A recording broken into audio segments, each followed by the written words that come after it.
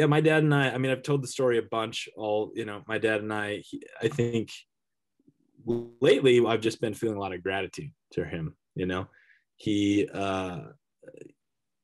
he's always been my biggest fan. Always, right? I was in martial arts as a kid, and he drove me to practice, in the middle of fucking winter for years.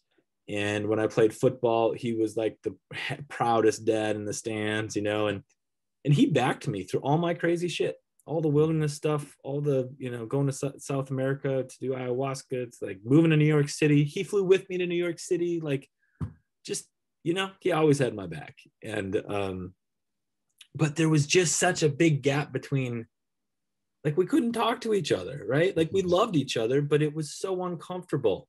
And I kind of hated being around him. It was just this push pull thing. I wanted to be around him. I loved him, but I couldn't be around him.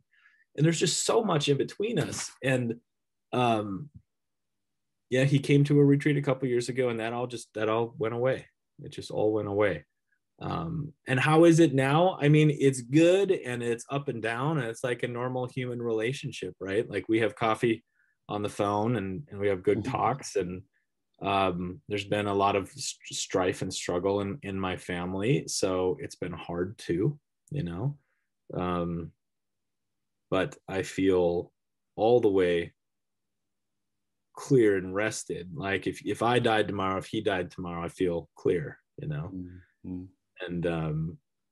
and it's been so instrumental. So a lot of my work now, I'm focusing on fatherhood. Like, I'm really lit up by it, and I feel like who I'm working with regularly now I've got it down to like a very specific person. It's like a 38 to 44-year-old father, usually two or three kids, successful at work, doing really well, and opening up to a real spiritual journey. Right. That's my sweet spot.